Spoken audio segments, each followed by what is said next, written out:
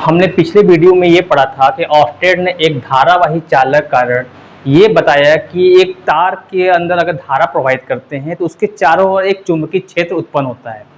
लेकिन ये कहीं खोज पूरी तरह कुछ न कुछ अधूरा था। तो फ्रांस के दो वैज्ञानिक आए, बायो एंड सेवर्ट, दो वैज्ञानिक थे। उन्होंने रिसर्च किया कि ये तो प्रूफ हो गया कि एक धारावाही चालक के चारों ओर चुंबकीय क्षेत्र है, लेकिन वह चुंबकीय क्षेत्र किन किन कारकों पर निर्भर करता है। उन्होंने विभिन्न प्रकार की आकृतियों का मैग्नेट लिया, उस पर रिसर्च किया और अपना एक नियम बनाया। तो उन्होंने क्या किया, एक तार लिया,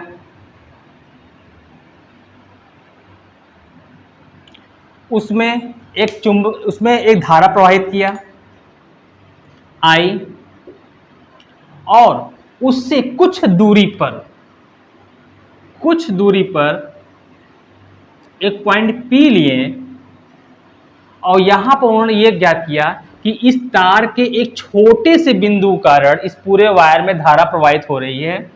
इस तार के एक छोटे से पॉइंट के कारण बिंदु P पर, जो कि दूरी R पर है, चुंबकीय क्षेत्र क्या होगा। तो छोटे से दूरी पर उन्होंने अल्पांश लंबाई लिया, जिसे हम लोग dl बोलेंगे। छोटे से लंबाई को हम स्मॉल d से दिखाते हैं, बगल में कुछ भी हो, जैसे x लंबाई है तो छोटा सा अल्पांश लंबाई होगा तो हम उसको कहते हैं dx। उसी तरह l लंबाई में छोटा सा अल्पांश लिए हो तो बन गया dl। तो उन्होंने ये एक्सपेरिमेंट से बहुत सारे खोज किया। तो उन्होंने ये पाया, फर्स्ट, हमारा पूरे वायर में एक छोटे से लेंथ का चुंबकीय क्षेत्र ज्ञात करना है। तो मैग्नेटिक चुंबकीय क्षेत्र को हम B से दिखाते हैं, पर लंबाई बहुत छोटी है तो हम dB दिखाएंगे। तो उन्होंने कहा कि मेरा dB करंट में तार में जो करंट प्रवाहित हो रही, धारा प्रवाहित हो रही है, अगर धारा के मान को बढ़ाते हैं तो चुंबकीय क्षेत्र अधिक मिल रहा है, कम कर रहे हैं तो कम मिल रहा है, यानी मेरा चुंबकीय क्षेत्र कहीं न कहीं धारा पर डिपेंड है। तो उन्होंने ये बताया कि मेरा चुंबकीय क्षेत्र धारा के अनुक्रमानुपाती है। ठीक है। सेकेंड पॉइंट, ये तार मेरा है, उस तार में हमने लंबाई लिया है, छोटा सा dl लिया है। तो dl लंबाई का चुंबकीय क्षेत्र अगर आ रहा है, अगर लंबाई को थोड़ा सा और अधिक लेंगे तो चुंबकीय क्षेत्र का मान और अधिक आएगा। तो उन्होंने कहा कि इस तार की लंबाई पर ही मेरा चुंबकीय क्षेत्र डिपेंड है।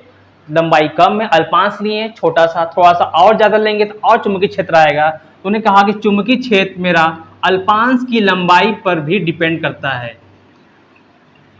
चुंबकीय क्षेत्र अल्पांश लंबाई के अनुक्रमानुपाती होता है। थर्ड पॉइंट,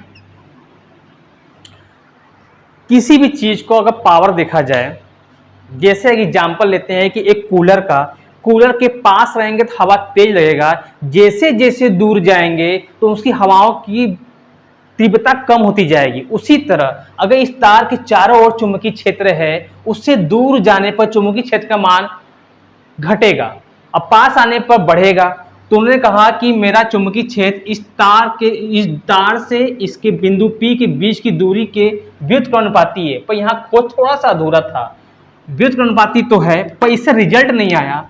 तो उन्होंने ये पाया, थोड़ा सा मेहनत उन्होंने और रिसर्च किया कि तार और बिंदु के बीच की दूरी के वर्ग के व्युत्क्रमानुपाती होता है।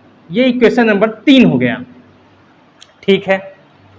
फिर चौथे रिजल्ट में ये पाया कि जब हम इस तार और इनके बीच का जो एंगल है वो थीटा लिए हैं, इस धारावाही चालक तार और बिंदु P के मिलाने में रेखा के बीच का कोण थीटा है, कि जब ये कोण एंगल थीटा भी लेते हैं और पॉइंट यहाँ पर होता है तो मैग्नेटिक फील्ड चुंबकीय क्षेत्र मिलता है, लेकिन जैसे ही इसको 90 डिग्री पर करते हैं तो मैक्सिमम मिलता है, यानी कहीं न कहीं मेरा एंगल भी मैग्नेटिक फील्ड को असर डाल रहा है। तो उन्होंने ये पाया, फोर्थ पॉइंट, कि मेरा चुंबकीय क्षेत्र धारावाही चालक तार और बिंदु P को मिलाने में रेखा के बीच के कोण, इसे हम साइन थीटा हिंदी में ज्या बोलते हैं, ज्या के भी अनुक्रमानुपाती है। इक्वेशन नंबर 4 हो गया। फिर इन चारों इक्वेशन को मर्ज कर दिया, समीकरण 1 2 3 व 4 से कि मेरा चुंबकीय क्षेत्र इन कारकों पर निर्भर करता है।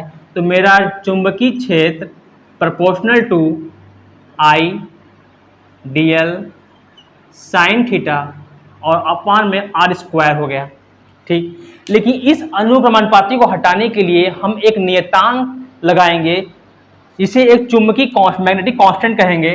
चुंबकीय नियतांक उसका वैल्यू होता है म्यू नॉट अपान में 4 पाई आई dl साइन थीटा अपान में r स्क्वायर। बायो-सेवर्ट ने ये फार्मूला की खोज उन्होंने कर दिया और उन्होंने ये भी बताया कि इसकी वैल्यू कहाँ होती है,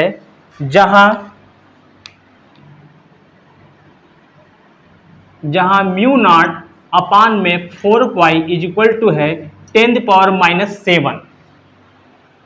10⁻⁷। बायो-सेवर्ट की खोज यहां पर पूरी हो गई।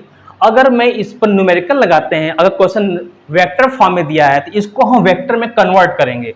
वेक्टर में कन्वर्ट करने के लिए चुंबकीय क्षेत्र के पास मैग्नीट्यूड मतलब परिमाण एंड डायरेक्शन मतलब दिशा भी होती है, इस कारण ये वेक्टर हो गया is equal to mu naught upon में 4 पाई।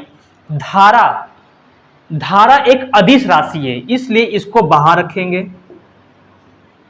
और dl और एक r को ऊपर से इंटू करेंगे तो मेरा ये आता है dl vector cross r vector upon में r क्यूब। क्योंकि अगर मैं करता हूं a क्रॉस b वेक्टर तो इसका आंसर होता है ab साइन थीटा। अगर मैं इसको ब्रेक करूंगा तो मुझे यहां मिलेगा dl vector cross r vector is equal to dl r sine theta और अपान में r क्यूब है, कैंसिल होगा तो एक्चुअल में r स्क्वायर ही आएगा। वही फार्मूला इन वेक्टर फॉर्म में है तो एक r का यहां हमने इंटू कर दिया है, नीचे भी किया है तो r क्यूब बन गया। इतना कॉपी करिए। फिर बताते हैं धारावाही चालक की चारों चुंबकीय क्षेत्र की दिशा कैसे ज्ञात करते हैं। अब बात करते हैं कि एक धारावाही चालक के चारों ओर चुंबकीय क्षेत्र कैसे काम करता है।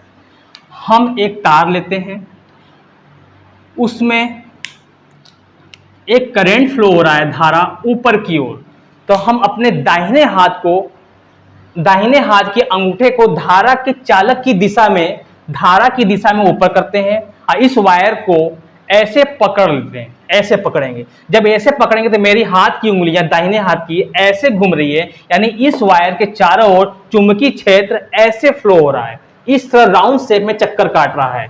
अगर यही ऐसे हो रहा है उल्टा तो अपने दाहिने हाथ के अंगूठे को नीचे करेंगे और इस वायर को ऐसे पकड़ेंगे। जब ऐसे पकड़ेंगे तो चुंबकीय क्षेत्र मतलब ऐसे घूम रहा है, यह है ना, ऐसे नीचे की ओर ऐसे है, नीचे की ओर ऐसे है। इस वायर को ऐसे पकड़ेंगे, धारा नीचे जा रही है, अंगूठा नीचे रहेगा, दाहिने हाथ का ये नीचे है, इसको ऐसे पकड़ेंगे तो हाथ को जब ऐसे पकड़ेंगे तो चुंबकीय क्षेत्र ऐसे ऐसे घूम रहा है। ठीक है, यानी कि चुंबकीय क्षेत्र की दिशा ऐसे ज्ञात करते हैं हम लोग। राइट हैंड रूल, दाहिने हाथ के अंगूठा धारा की दिशा में इस वायर को बस ऐसे पकड़ लेंगे तो चुंबकीय क्षेत्र का दिशा ज्ञात हो जाएगा। अब बात होती है कि यहां पर क्या चुंबकीय दिशा है, उसको हम क्रॉस एंड डॉट से करते हैं। अब क्रॉस एंड डॉट की बात करते हैं। क्रॉस, जब हम लोग किसी चीज पर निशाना लगाते हैं, जैसे बचपन में आप खेल खेलते हैं सूजा वाला या एरो कुछ भी, तो सामने एक क्रॉस होता है और उस क्रॉस पर ही निशाना मारते हैं। यानी कोई चीज आ रही है तो क्रॉस है, कोई चीज बाहर से अंदर की ओर जा रही है तो वहां पर क्रॉस दिखाएंगे हम लोग, और कोई चीज अंदर से बाहर आती है तो वहां डॉट होगा। तो बात यहां करते हैं, इसमें करंट इस तरफ फ्लो हो रहा है, करंट ये फ्लो हो रहा है, ये करंट फ्लो हो रहा है, करंट ऊपर जा रहा है। अगर मैं ऊपर करंट जा रहा है तो अगर मैं दाहिने हाथ के अंगूठे को धारा की दिशा में कर देता हूं, धारा की दिशा में कर दें तो हम ऐसे पकड़ेंगे, यानी चुंबकीय क्षेत्र ऐसे गोल गोल घूम रहा है, ऐसे ऐसे, यानी इस बोर्ड पर चुंबकीय क्षेत्र अंदर इस तरह से अंदर जा रहा है और इस साइड से बाहर आ रहा है, इस साइड से अंदर जा रहा है, इस साइड से बाहर आ रहा है। कोई चीज अंदर जाती है इन साइड तो क्रॉस, और कोई चीज बाहर आती है तो डॉट। यानी यहां पर क्या है, ये चुंबकीय ये धारा है, ऐसे पकड़ेंगे लो ऐसे, अगर हम इसको ऐसे पकड़ते हैं, धारा ऊपर जा रही है तो ऐसे पकड़ेंगे तो ये ऐसे, यानी कि चुंबकीय क्षेत्र अंदर जा रहा है, अंदर जा रहा है, तो यहां पर क्या, सॉरी यहां पर क्या होगा, क्रॉस। अगर एक लाइन हम यहां ही बना दें, यहां पर एक पॉइंट, दूरी r, एंगल सेम लेते हैं थीटा ही, कोई मतलब नहीं है, तो यहां पर क्या होगा, ऐसे धारा जा रही ऊपर, दाहिने हाथ के अंगूठा को हम ऊपर करेंगे, उसको ऐसे पकड़ेंगे, जब पकड़ते हैं इस साइड अंदर जा रहा है और इस साइड से बाहर आ रहा है, यानी इस साइड क्रॉस और इस साइड डॉट होगा, यानी यहां पर मुझे डॉट मिलेगा। इसका मतलब यह हुआ कि चुंबकीय क्षेत्र इस साइड से बाहर आ रहा है और इस साइड से अंदर जा रहा है, यानी ऐसे आ रहा है और ऐसे चला जा रहा है। ओके, यहां बायो सेवर्ट समाप्त होता है।